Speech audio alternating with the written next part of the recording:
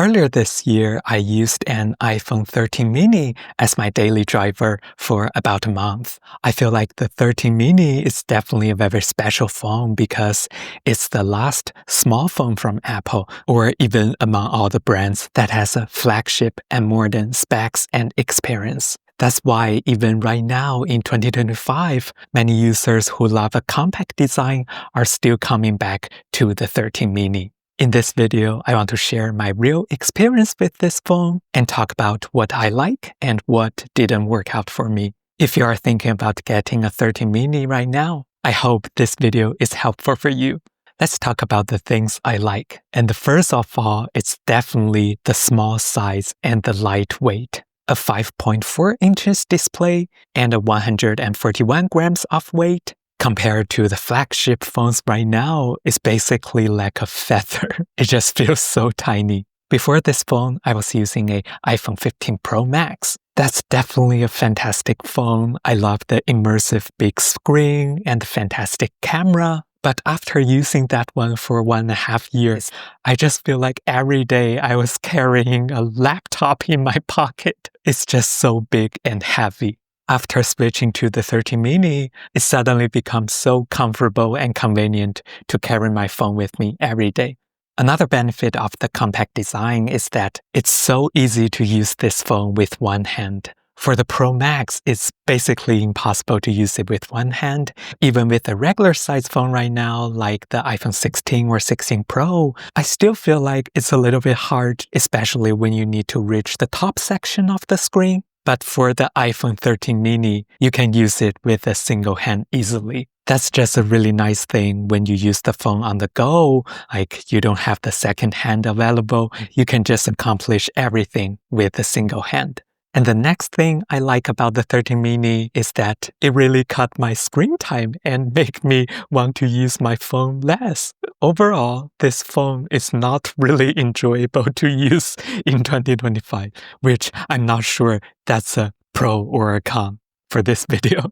Okay, so now let me talk about the things I don't like about the 13 mini. Or maybe I should say the things I'm not used to anymore after switching from a newer iPhone. If you are switching from a Pro or Pro Max model, I think you need to be aware of these points as well, so you kind of know what to expect. Compared to the iPhone 15 or iPhone 16 series, the bezel of this phone definitely feels pretty large. And you are also getting a notch instead of the dynamic island. Before switching to the 13 mini from my 15 Pro Max, I definitely knew what I'm getting, but after using it for a couple of days, I still kind of felt that I really appreciate the thinner bezel and the dynamic island on my 15 Pro Max. It just looks prettier. Let's be honest, who doesn't love a pretty thing? Then the screen. It's still an amazing screen with a high PPI, but it only has a 60 Hz refresh rate and it's also not bright enough. For me, I actually had a really hard time using it outdoor.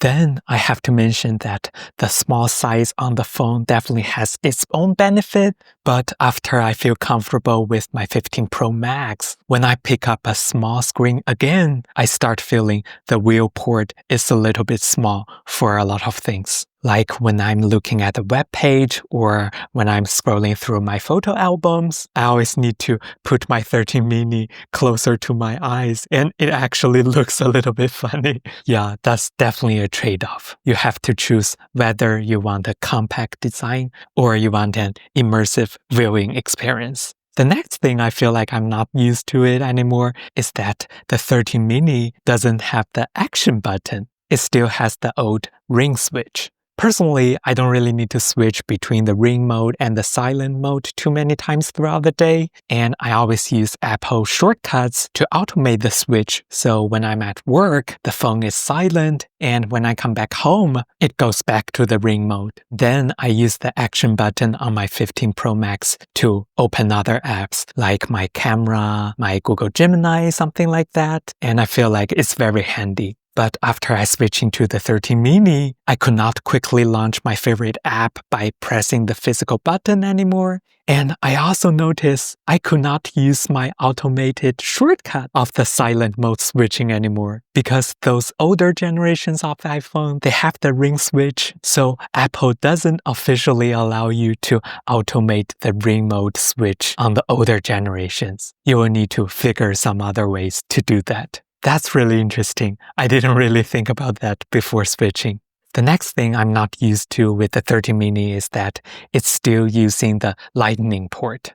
Right now, I feel like I've really switched all the cables around me to USB-C cables, and it actually took me a little bit to find all my old Lightning accessories cables after I switched to 13 mini. So if you decide to switch back to this little phone, get prepared to gather all your old Lightning cables and accessories. Then I want to talk about the camera. If you switched from a newer generation of iPhone, you will definitely notice the camera downgrade over the 13 mini. It always has lower megapixel, smaller sensor size, smaller apertures. After I switched, the first thing I noticed is that the low light performance on 13 mini is a lot worse compared with newer generations. And the second thing is that I really miss the lossless 2x zoom on newer generations of iPhones. Thankfully, it still has an ultra-wide camera, but whenever I need to zoom in, I missed a lot of opportunities to get a clear zoom-in shot.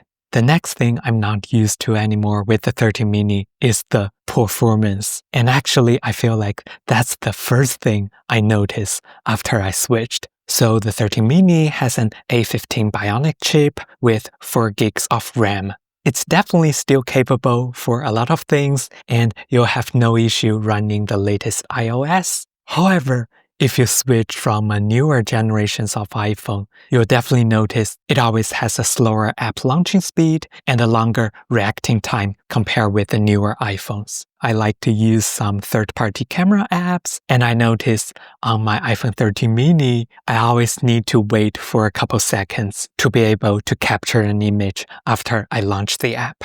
After experiencing this for a while, I just feel like I don't really enjoy using it anymore. Also, because it has a relatively small RAM, it always killed my background apps and my browser tabs. So for example, when I need to switch between my email and document I opened, or sometimes I need to pull out a web page, after a little bit, some of the apps will get killed and I need to start over again. It just took me more time to finish the whole process. I would say it's not a fluent and nice experience if you need to do some productivity work. I must say that there's nothing wrong with the iPhone 13 mini itself because this phone is from 3 years ago. At that time, all the apps are not like what they are nowadays. They just need more system resources year after year. So that's definitely understandable. If you want to use the 13 mini right now, you will need to bear with its performance a little bit. The next thing I'm not used to is that I think a lot of people will laugh at me. It doesn't have Apple Intelligence. You might ask, who uses Apple Intelligence right now? Well, I use, but honestly, I don't really use all the features it provides. The one thing I really missed is the notification summary.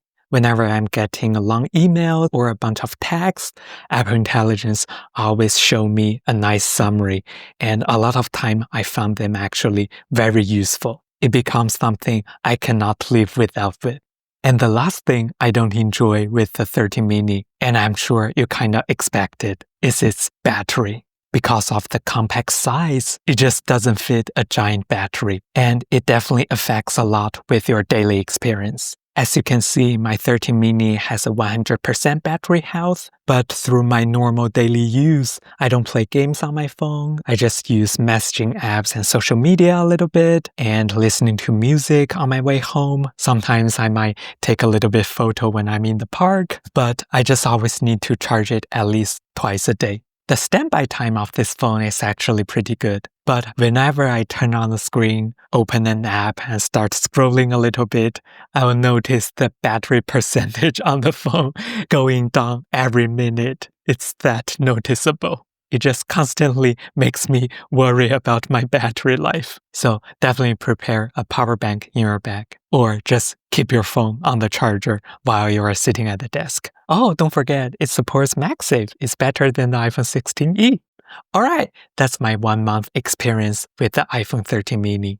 Now, here's my recommendation. If you're like me and you're tired of all the huge and heavy phones right now, you're debating if you can switch to a 13 mini. I feel like it really depends on what kind of task you need to do on your phone. Based on its performance, the battery life, and things like that, I think right now the 13 mini is perfect for users who are looking for a dumb phone. For example, you want to get rid of your phone addiction, or you want to cut your screen time. I think the 13 mini will be a perfect choice for you, because you can still stay inside the Apple ecosystem and you'll be able to use all the iOS apps you need every day. But because the experience of using this phone is really not that great right now, I think this phone will make you want to use your phone less, which actually might be a good thing. But if you are a power user, you need to do a lot of things on your phone, and you're just looking for a smaller size or a lightweight phone, I feel like the 13 mini might not be a good choice for you, because its performance